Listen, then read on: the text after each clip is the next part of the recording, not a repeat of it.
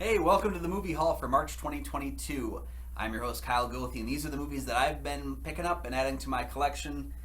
This month I've got a couple of odd choices, but I also I got a lot of movies given to me. This happens actually quite a lot where I get donations from people who are trying to get rid of their collection.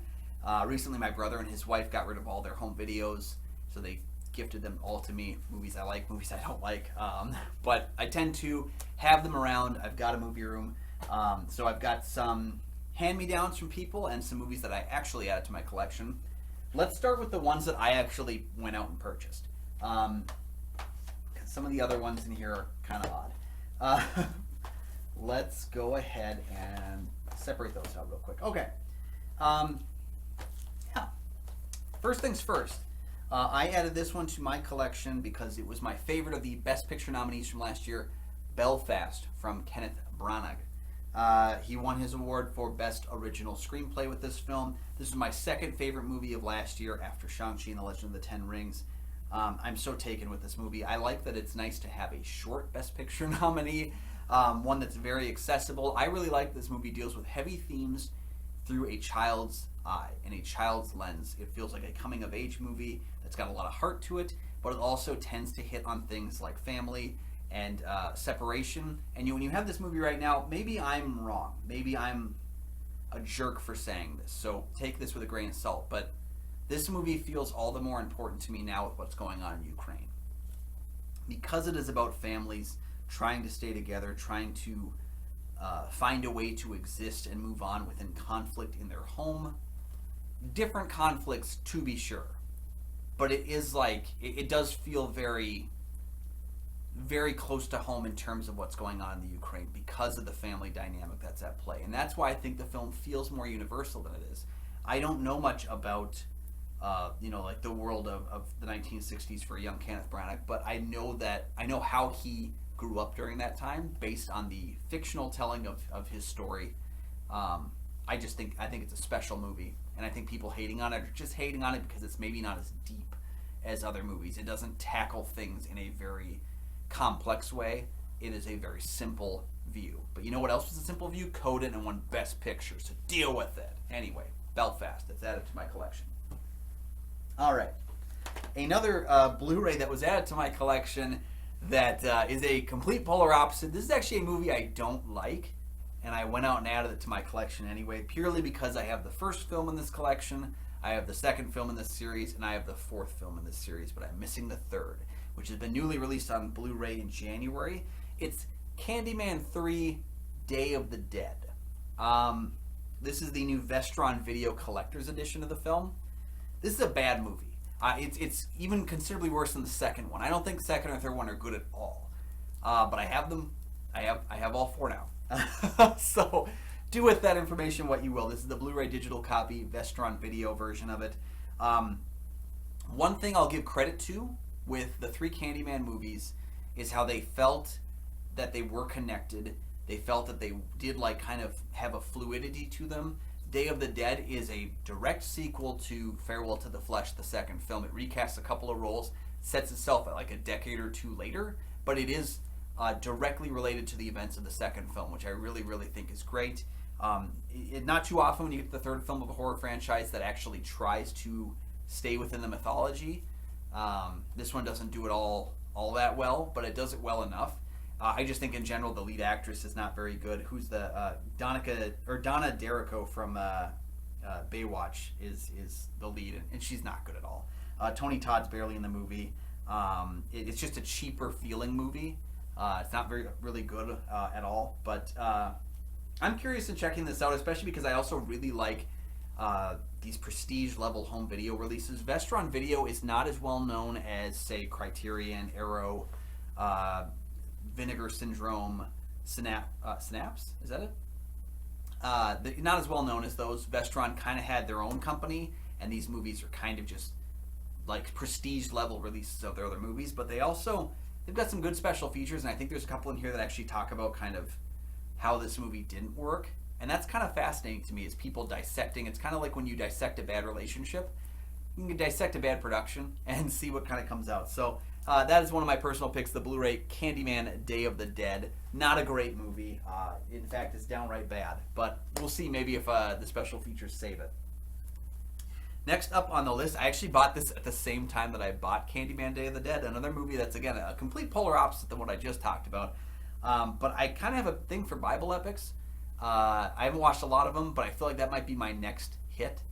Last year I went through a series of disaster movies, and we talked about them on my show, Kyle and Nick on Film. Check out that the link down in the description for that.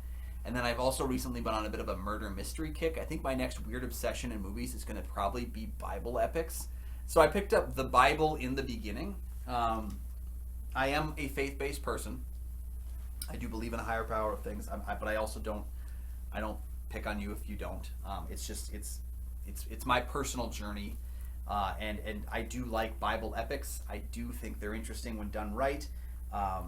This was $5 for a 3-hour movie, which I feel like I'd get a lot of good stuff out of. I like seeing this kind of stuff, these like grand mythic tales told on the big screen. Back when people spent money on them, when it wasn't a CG fest, but it was actually like we built the sets, we did the action. Ben-Hur was such a thing for me that the first time I tried to watch Ben-Hur, I got about a half hour in, I turned it off. I was just bored out of my mind. Second time, I said to myself, I'm going to sit here all night and watch this movie. I'm going to sit here and watch it from beginning to end. I made a pizza. My wife was gone. It was complete silence. I had my cats on my lap, and I watched Ben-Hur beginning to end. And I can't believe that I thought it was boring the first time I tried to watch it. It was amazing. And so I've been kind of on a kick. I've got the Bible here. I think it was part of like the Easter releases at the store. I should watch the Ten Commandments. I've had that for years too. I want to just check out these movies and see them for the first time. There's a couple other movies there that I almost bought, but I was like, I found that I could actually stream them somewhere else. So I was like, well, I'll probably just stream that. It might be terrible. Who knows? So this one I added because I couldn't find a streaming copy of it for free anywhere. So better to have a home video release because I believe in physical media. The Bible in the Beginning, I've never seen it, but maybe you did. Tell me below what you thought about it. Again, going to polar opposites, maybe not in terms of quality, but in terms of actual like genre content. So, on my birthday this year, I woke up, I had some time to myself, and I went and watched a couple of Godzilla flicks.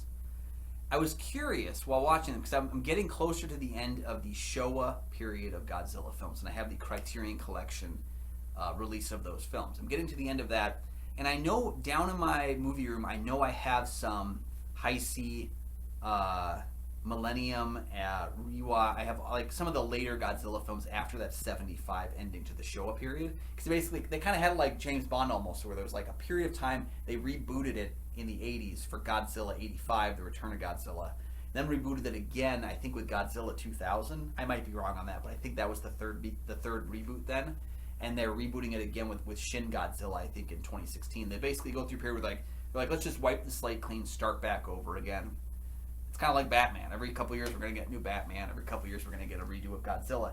I went down into my movie room to just see what I had for the later Godzilla films, and I discovered, unintentionally, I had every movie in the Heisei series, the Millennium series, the Reiwa series. I have every single one you can possibly own on home video, except the one that I went and hunted down, and that was Godzilla vs. Biollante. This was the second film in the Heisei series, the one that started with Return of Godzilla. I looked it up online. You can't find a copy of it on YouTube even. And I saw on like Amazon it was selling for like $250, $300, and I was not gonna spend that on it. But it was the only one I was missing, and I was like, how is this the only one? Apparently Miramax had the rights to it. You can actually see Miramax up at the top there. They had the rights to it, and they let it go out of print, and they haven't. The rights haven't lapsed back yet, so they still have the rights. But this is like the only DVD copy you can get. And I actually came across someone who was willing to sell it to me for $17, sealed, and took the opportunity, ordered it on my birthday. So this was a treat yourself on my birthday. I'm excited to watch this. This is actually making me more excited to finish the Showa period so that I can start the next one, because I actually have all of them now and I can kind of clean sweep the Godzilla movies. And this one, I think, like, Biollante just looks like a really cool villain monster. There's something to be said about the guy in a suit and the practical effects work of the Godzilla films before we went heavy on the CG. and I'm just really excited to watch it. I can't even explain why, but there's a special feeling for you physical media fans when you get a movie that you didn't think you'd get. Like you hunted down something incredibly rare, incredibly difficult to find, and this actually turned out to be a lot easier to get than I thought. But I knew this one was out of print for a while, and I just didn't think I'd get a copy of it. And it's almost like it's like Indiana Jones getting that golden idol. Like I did not believe that I could do it, and I found it. And I'm sure like you guys have that too. There's a couple other like odd ones, like The Howling 7. I'm trying to get a copy of, and it's a bad movie, but I have all the other Howling movies, and I want it. Those kinds of things. When you get an acquisition you didn't think you could get, and it means the absolute world. That's a special moment as a physical media fan, and now I've got that with Godzilla versus Biollante. Those were the movies I bought this month and added to my collection, but I also got like 5 or 6 hand-me-downs. We're going to go through those together as well, okay? First one was a give me from Nick Polachuk, my co-host on the Kyle and Nick on Film. Again, links down in the description if you want to check out that show. He gave me his copy of Havoc. I don't know where he got this movie, but thank you, Nick, for it. I think he had been given this movie. He might have gotten it when Blockbuster closed, because it's got that that plastic hole where you put the rental piece that seals the case. I think that might be where he got it. I've got a number of Blockbuster Hollywood video movies that I picked up when those places closed. Havoc, this one is kind of that movie when Anne Hathaway decided to ditch the Disney princess thing she had with the Princess Diaries and try something a bit more adult. I've never seen the movie, but it was free. So thank you for that, Nick. He also gave me his copy. Another one I think he got from either Hollywood Video or Blockbuster when they closed. It's got that little sleeve hole. And that is Suspect Zero. It's got a thumbs up from Richard Roper, so that's a good sign. 2004 film, crime film. Don't know anything about it. I didn't think this looked all that exciting, but again, free, so it will be added to my collection. I will watch it because it was given to me. These next 3 were offered up by another colleague of mine who basically just got rid of some of the movies in his collection. He had upgraded a few. Got rid of a few. I don't really know where these ones came from, but I received them last week. So, first one is Johnny Mnemonic, which is a Keanu Reeves and Dolph Lundgren movie. This is one second.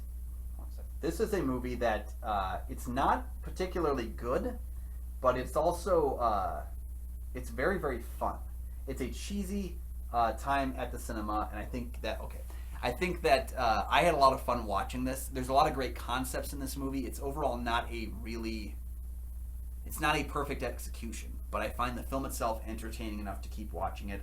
I just dig it. It's a short little sci-fi actioner, pre-Matrix, but has some things that kind of felt like they led into the Matrix for Keanu Reeves. Dolph Lundgren as this weird priest killer cop thing. Holtzener! That's totally worth checking out. If you haven't had a chance to do so, I found a copy of it. Now it's mine. Another movie I got gifted to me was the comedy Very Bad Things, which I thought I had a copy of this. Maybe I do, but I couldn't find it anywhere. So this is now part of my collection. This is one of the darkest black comedies I have seen in a long time. I mean, it's essentially a bunch of guys go to a bachelor party and end up with a dead body, and the repercussions of trying to get out of that situation. I mean, it's morally reprehensible people for what happens in the movie, but you don't have to. I've said this about characters many times. Someone else passed it down to me, and I keep passing it to self. Your characters don't have to be likable if they're interesting, and this is a case of interesting characters who are very not likable.